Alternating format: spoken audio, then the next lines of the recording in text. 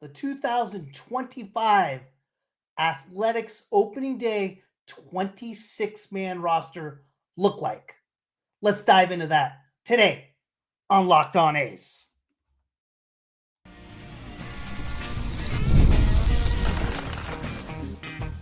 You are Locked On A's, your daily podcast on the Athletics, part of the Locked On Podcast Network.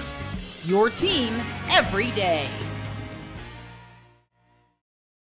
Welcome to Locked On A's, part of the Locked On Podcast Network, where it is your team every day. I am your host, Booney, one name. Thank you for making Locked On A's your first listen of the day. I'm from the Bay Area, and I've been a diehard A's fan since 1981. I'm here to bring you a real fan's take, covering everything from Oakland to Sacramento to Las Vegas.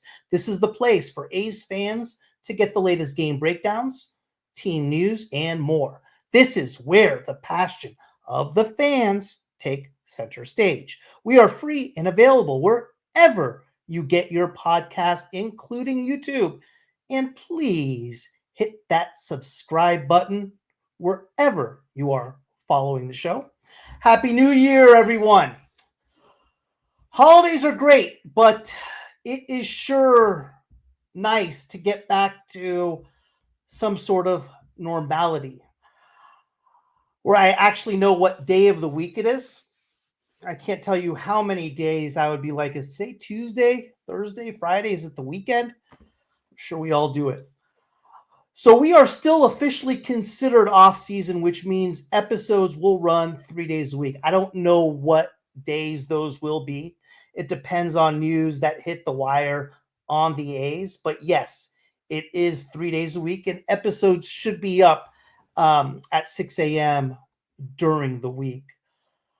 Starting the week of February 10th, we will be back to 5 days a week, which happens to be exactly when pitchers and catchers report.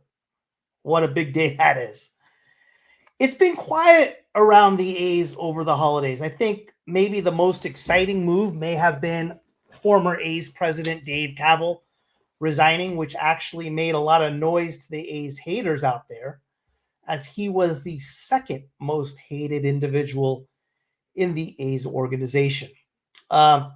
Today, we are going to try to stay on the field. And with the A's, that is somewhat challenging considering what has been going on off the field. As I mentioned earlier, not a lot of news regarding the A's over the holiday season. So what better way to jump into the new year and predicting spring training battles I foresee happening for guys fighting for one of the last spots on the 26-man opening day roster. That's later. First, let's attempt to predict this year's opening day 26-man roster. That's in about 10 to 15 minutes.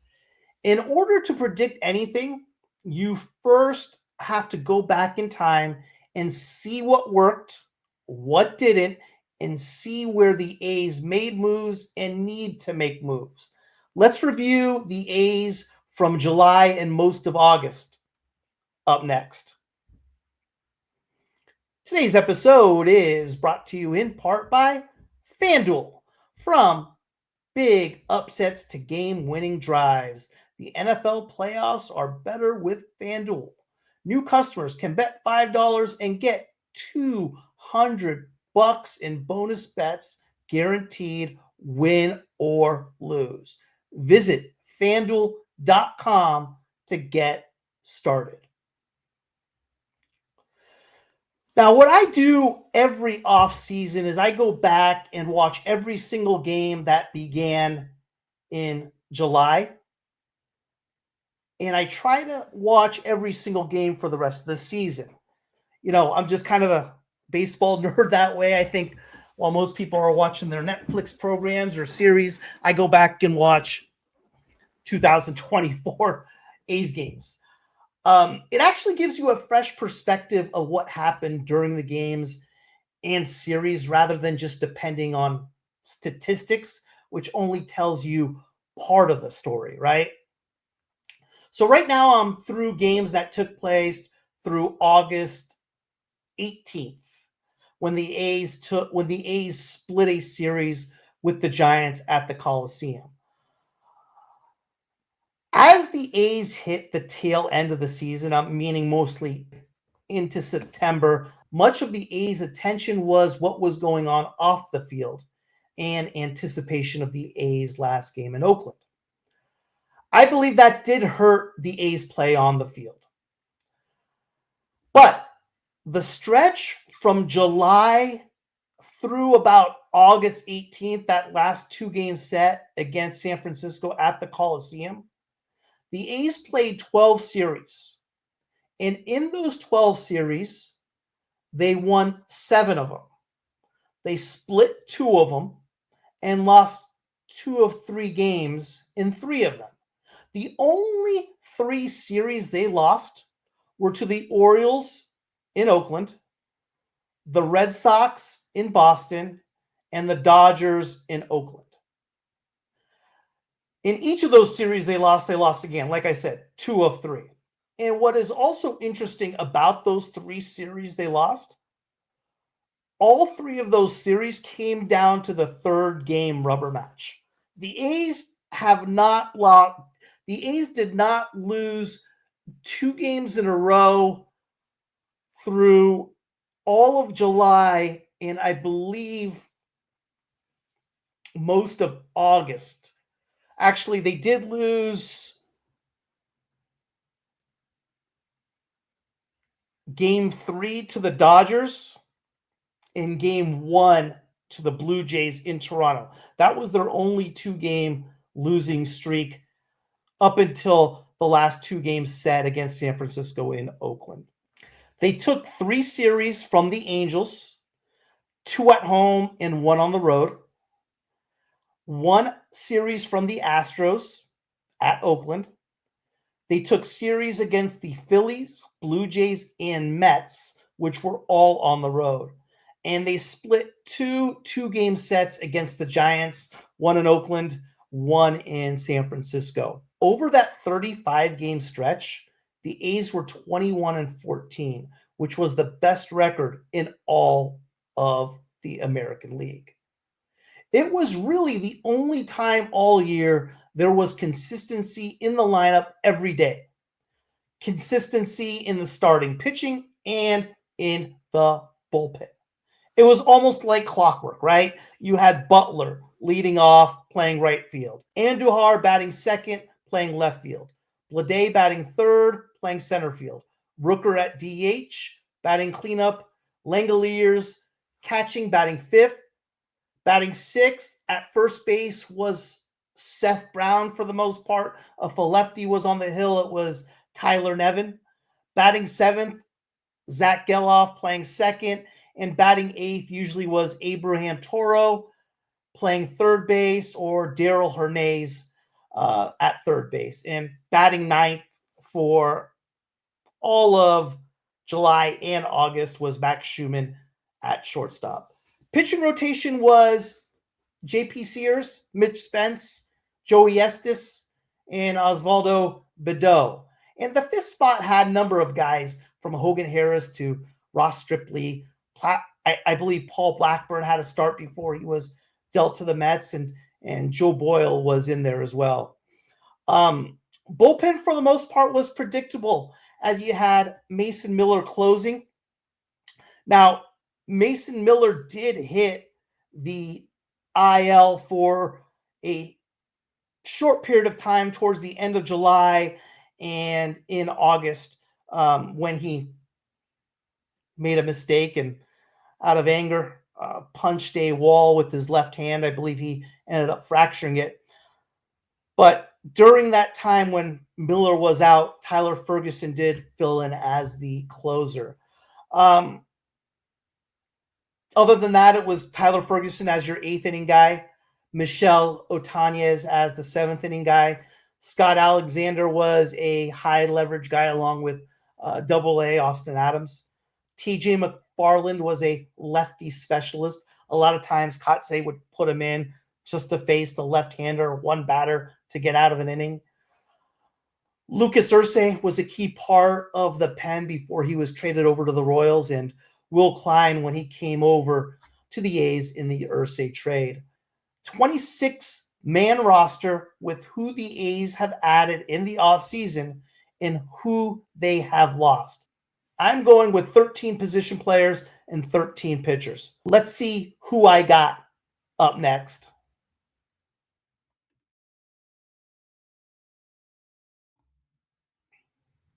This episode is brought to you in part by FanDuel. From big upsets to game-winning drives, the NFL playoffs are better with FanDuel because right now new customers can bet $5 and get $200 in bonus bets guaranteed. That's $200 in bonus bets, win or lose. The FanDuel app gives you everything you need for live bets, same game parlays, and so much more. Final four for college football playoffs are set. Notre Dame and Penn State on Thursday evening, Ohio State and Texas on Friday. Looking at the betting lines, I like Notre Dame giving up 2, and I like Ohio State and Texas to go over the total of 53. Just visit FanDuel.com to join today and get started with $200 in bonus bets. That's FanDuel.com. Make this playoff season unforgettable with FanDuel, an official sportsbook partner of the NFL. 26-man opening day roster. Okay, let's start with our starting lineup. Leading off and playing right field, Lawrence Butler. Batting second and playing left field, Miguel Andujar. Batting third and playing center field, J.J. Bleday. Batting fourth at DH, Brett Rooker. Batting fifth and playing first base, Tyler Soderstrom. Batting sixth and catching, Shea Langoliers. Batting seventh and playing third base, Gio Urshela. Batting eighth and playing second base, Zach Geloff. And batting ninth, shortstop, Jacob Wilson. The only spot for a position player that is automatic off the bench would be Seth Brown, which leaves us 3 spots up for grabs. Starting pitching, Luis Severino, Jeffrey Springs, and JP Sears. This leaves 2 open spots for starting pitchers. Bullpen, TJ McFarland, Tyler Ferguson, Michelle Otanez, and Mason Miller. So I need 3 position players, 2 starting pitchers, and 4 bullpen spots. Let's start with the 3 open position player spots. Seth Brown played a majority of first base last year and has played some left field as well. He isn't your first choice defensively, but he is serviceable. He makes the plays you are supposed to make. This leaves 3 spots open to the following 7 players: Kyle McCann, Daryl Hernandez, Max Schumann, Brett Harris, CJ Alexander, Estuery Ruiz, and Denzel Clarke. Out of those 7, we can only keep 3. So I got to get rid of 4. Okay? The player with the most upside, and most of you will be a bit shocked by this, but it's Brett Harris, right? Brett Harris is hands down our best defensive player on the whole team and maybe the whole organization. He reminds me a lot of a young Matt Chapman. The problem with Harris is his bat. You could tell Kotsay felt strongly about Harris and wanted him to work because of what a valuable asset his glove is. He sent him out practically every single day in July. And unfortunately, Harris went 10 of 56 with 2 doubles as his lone extra base hits. He had times where he hit the ball hard and other times where he looked absolutely clueless. A 4 for 34 stretch ended up sending Harris down, and Darell Hernandez came up to take his spot. If Harris can come into spring training and show that he can hit, third base is his every day. Another big question is catcher. Will it be Kyle McCann, or will it be Tyler Soderstrom to be the one giving Langoliers a day off when he needs it? This all depends whether the A's want to put Soderstrom behind the dish, backing up Langoliers or not. Last year, McCann had flashes. With the game-winning home run in Baltimore, he was a solid left-handed bat, solid catcher, but this just all depends on whether the A's want Soderstrom to catch or not. Denzel Clarke, also on this list, had a huge second half in the minors last year and continued to impress in the Arizona Fall Ball League. Let's not forget about Estuery Ruiz, our most electric player on the roster, who has been hampered by injury last year. Now, I can't leave Max Schumann off the roster, being that he was our most dependable player last year. I expect Esty to return to form, and the A's need help swiping backs. Right now, I have Darell Hernandez, Denzel Clarke, CJ Alexander, and Brett Harris all fighting for the last position player spot. Let's get to the pitching. 2 starting pitchers and 4 bullpen spots are open for the following 14 guys. So out of these 14, I have to cut 8.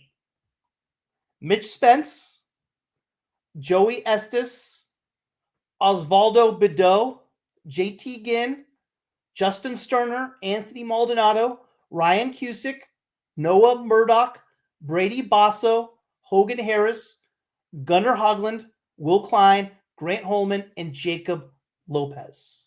The first thing I am going to do is to look at the left-handers in the bullpen. I want 3. I want 3 left-handed arms that I can go to in the bullpen. Okay? Right now, the only left-hander that is guaranteed is TJ McFarland, which leaves 2 spots open for Brady Basso, Hogan Harris, and Jacob Lopez. Out of those 3, the individual that did the best in my eyes last year is Hogan Harris, which leaves 1 spot open for Jacob Lopez and Brady Basso. Given that one of those bullpen spots will either go to Lopez and Basso, this now leaves me with 2 bullpen spots and 2 starting pitcher spots.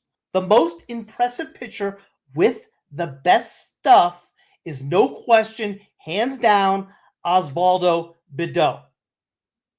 Question with Bido is, does he have command? Can he stay around the zone? If he does that, he was dominant, and we saw that last year.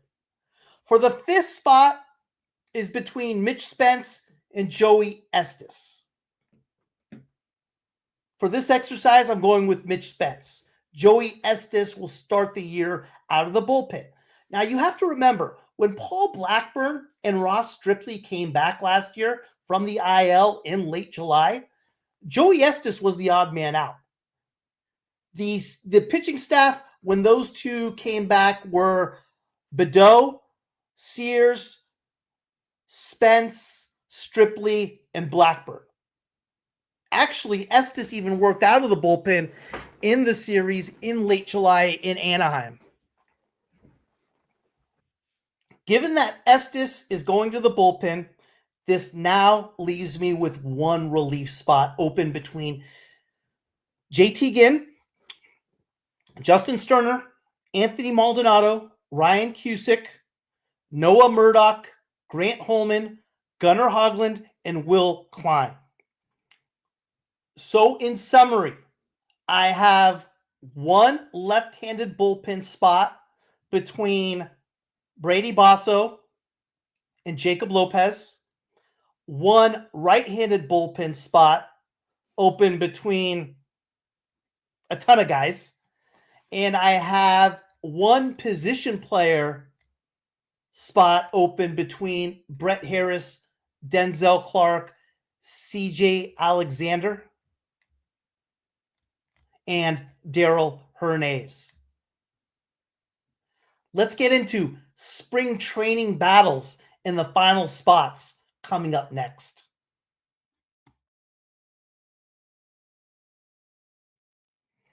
This episode is brought to you in part by Game Time. I love going to live events, whether it's sports, music, theater, or comedy. One of my favorite memories was attending a concert last year. The energy and excitement were unforgettable. Now, Game Time has made it even easier to get tickets for your favorite events with their new feature, Game Time Picks. This feature filters out the fluff to show you only incredible deals on great seats, so you don't have to waste time searching through thousands of tickets. Recently, I was looking for tickets to an upcoming Golden State Warriors game using the Game Time app. With Game Time Picks, I found amazing deals and could even see the view from my seat before buying.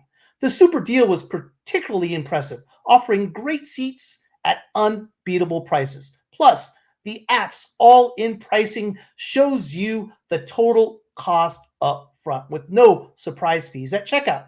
Take the guesswork out of buying tickets with Game Time. Download the Game Time app, create an account, and use code LOCKEDONMLB for $20 off your first purchase.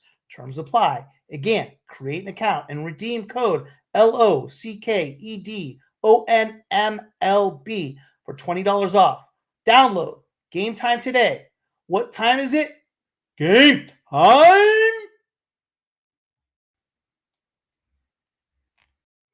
Let's take a look at these spring training battles for the last spots on the 26-man roster. Let's start with position players.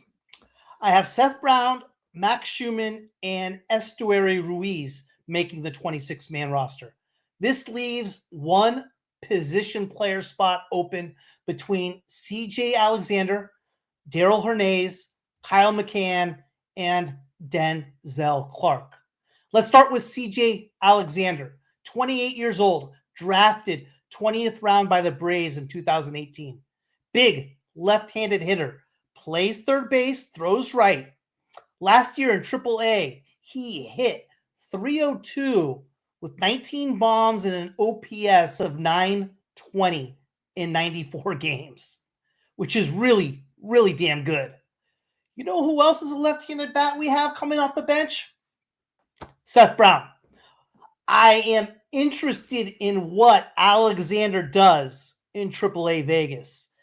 If he puts those similar type numbers he did last year when he was with the Royals organization that he does in Vegas, I think we might be seeing him get called up rather early. I think the A's want Soderstrom at catcher. It makes him a more valuable asset, and it will be something that he will be doing only maybe once in every 10 games, which makes McCann expendable. And on my roster, I'm going to send him down. This leaves me Brett Harris, Darell Hernandez, and Denzel Clarke for one spot. I've been hearing a lot of Darell Hernandez noise a lot lately, and it looks like he is a young, solid prospect. But right now, that is all he is. He was hurt most of the first half last year, and when he did come back in August, he put together a couple good at-bats, but overall, his batting average was well below the Mendoza line. Defensively, he's okay. He filled in against the Dodgers at second base one game. He was charged with one error, could have easily been charged with 3 errors that one game. Throwing arm is okay, average at best. He does have some wheels. He does have some explosiveness. He's an athletic player. But right now, I look at Darryl Hernandez as only a prospect. And any mentioning of him making the 26-man roster is simply on his potential, which I didn't see a lot of. Doesn't mean he won't tear it up this spring, but right now, I got him going down. This leaves Brett Harris and Denzel Clarke. I said it earlier. Third base is Brett Harris's job to lose. And unless he puts up some better numbers at the plate, he's going to be in AAA Las Vegas. That's where I believe he will start. And for my last spot, I want the most athletic player and best defensive outfielder we have, which is why I have Denzel Clarke making my opening day roster. Bullpen. Jacob Lopez or Brady Basso as my left-hander coming out of the pen. This is tough.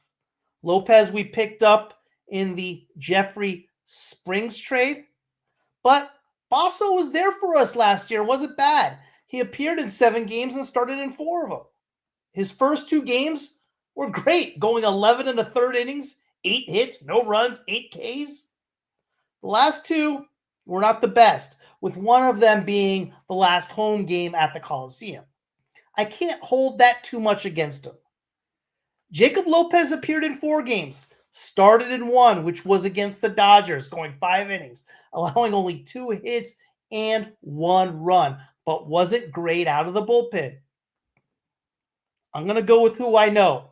I'm going with Brady Basso, but this is really close and can see the A's sending both Basso and Lopez down in favor of another right-hander out of the pen. For the last spot, it is extremely tough. It is between the following pitchers for one spot: JT Ginn, Justin Sterner, Anthony Maldonado, Ryan Cusick, Noah Murdock, Grant Holman, Gunnar Hoglund, and Will Klein. Now, you have the best prospect on the list who came over in the Matt Chapman trade to Toronto, Gunnar Hoglund, first-round pick in 2021 out of the University of Mississippi.